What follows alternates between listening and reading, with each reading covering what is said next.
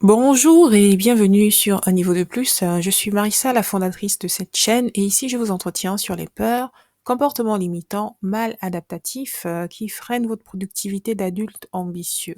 Abonnez-vous si ce type de sujet vous intéresse. Pour l'épisode d'aujourd'hui, je souhaite vous proposer une autre façon de réfléchir et de parler lorsqu'il s'agit d'ambition personnelle. Certaines personnes ont l'habitude, à juste titre ou pas, je ne sais pas, de d'agir en fonction du regard extérieur. Quoi qu'il en soit, prendre en compte le regard extérieur est évidemment un comportement sain. Ça prouve que nous avons conscience de notre présence dans la société. Voilà, on va dire ça comme ça. Cependant, il y a des personnes qui partent beaucoup dans l'extrême, soit parce que malheureusement, elles ont vécu des situations assez compliquées, ou alors elles ont hérité, n'est-ce pas, d'une manière de fonctionner, d'une manière de penser qui peut ne pas, en fait, être intéressante par la suite. Et par là, je vais parler de la peur du mauvais œil, de la peur de la jalousie, de la peur de la méchanceté. Évidemment, nous ne sommes pas des enfants, nous savons que ça existe. Malheureusement, il y a des personnes qui sont fermes, dont cette crainte, n'est-ce pas, permanente du mauvais œil, de la jalousie et de la sorcellerie, pour vivre de façon assez intimidée. Voilà. Le but, ce n'est pas de vivre de façon intimidée, le but, c'est de rayonner et d'incarner pleinement la mission de vie, en fait, que nous pensons avoir. Donc, c'est pourquoi je vais vous présenter 3 reformulations de certains dialogues, de certains discours que l'on entend. Des discours qui peuvent être légitimes ou pas. Dites-moi d'ailleurs en commentaire si pour vous le mauvais œil existe ou pas. La première reformulation, ça part de celle-ci. Je ne partage pas mes projets pour qu'on ne me porte pas l'œil. Je ne me mouille pas pour dire si le mauvais œil existe ou pas. Donnez-moi votre avis en commentaire. Mais cette façon de fonctionner peut être délétère dans le sens où ça n'engage pas, n'est-ce pas, une certaine introspection. La personne qui parle de la sorte agit vraiment par peur et non par pleine puissance et pleine autorité qu'elle peut avoir sur sa vie. Nous avons l'autorité sur notre vie. Ne donnez pas d'une quelconque façon que ce soit l'autorité à qui puisse être cette autorité-là sur votre vie. Donc, la reformulation que moi je vous propose, c'est quoi? C'est que au lieu de dire que voilà, je préfère faire les choses cachées, on dirait une souris ou une voleuse ou un voleur parce que j'ai peur du mauvais œil, il faut juste changer l'intention en disant j'attends que mon idée soit plus mature, j'attends que mon idée soit plus mûre, j'attends avoir assez confiance déjà à ma propre idée.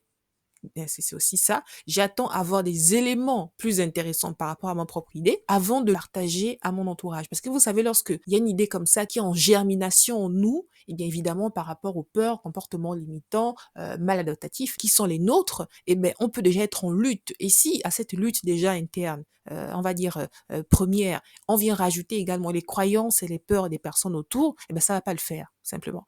Donc dites-vous plutôt voilà, je m'accorde le temps de réfléchir posément, d'investiguer, de poser des questions à des personnes qui ont déjà réussi dans le domaine dans lequel j'aspire à réussir pour déjà avoir assez confiance en moi, avoir assez confiance à mon projet avant de le partager à autrui. La deuxième phrase, c'est la suivante. Il y a trop de sorciers dehors. Il faut vivre caché pour vivre heureux. Je ne vais pas contredire une phrase qui malheureusement a pu s'attester au cours des années, que l'on soit d'origine, je sais pas moi, gabonaise, togolaise, béninoise, congolaise, zaïroise, camerounaise, etc.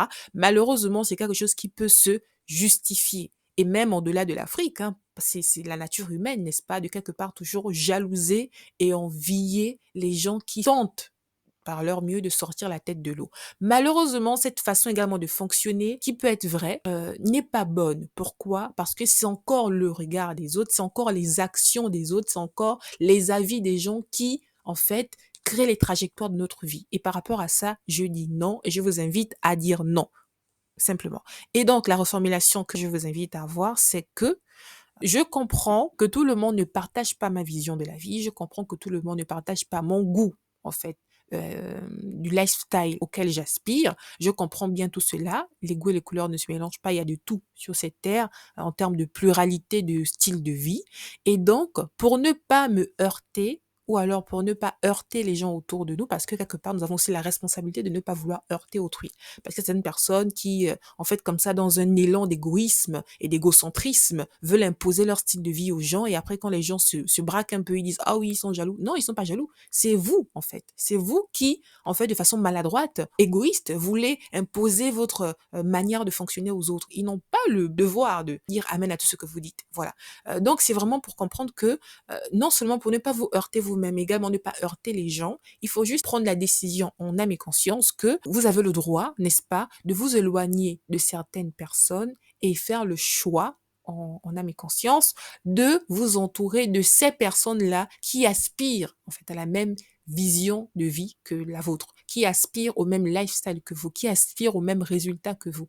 Et c'est sain, en fait. C'est normal et ne culpabilisez pas par rapport à cela. La troisième proposition, la dernière, c'est la suivante. Je ne partage jamais mes photos de moi, trop de voleurs d'énergie, trop de voleurs d'étoiles. Alors, pour ceux qui en est du vol d'étoiles, j'ai fait quelques vidéos là-dessus, sur cette chaîne, et je vais vous mettre dans la barre de description le lien vers cette vidéo si vous souhaitez avoir mon point de vue là-dessus. Par rapport à ça, la reformulation que je vous invite à avoir, sans pour autant me prononcer sur le fait que le vol d'étoiles existe ou pas. Je vous laisse décider dans la barre d'information, évidemment dans le respect des croyances de chacun. Mais moi, la reformulation que je vous invite à avoir par rapport à cette histoire de vol d'étoiles, vol d'énergie, etc., c'est quoi? C'est simplement d'avoir déjà le contrôle sur l'image que vous voulez dégager, d'avoir le contrôle sur l'image que vous voulez refléter à l'extérieur. C'est vous qui avez la décision. C'est vous qui avez justement le pouvoir de décider de comment vous voulez apparaître au monde. C'est pas le regard des gens, c'est pas la critique des gens, c'est pas les attentes des gens de comment vous vous comportez qui devrait en fait régir votre manière de prendre vos décisions sur l'image personnelle que vous portez sur vous. Simplement. Faites simplement le choix de décider ou pas que votre image circule ou pas. C'est vous qui décidez, c'est vous de poser ou pas. Vous avez ce droit-là, déjà même en tant que personne mature et responsable. C'est votre responsabilité de considérer tout cela. Voilà.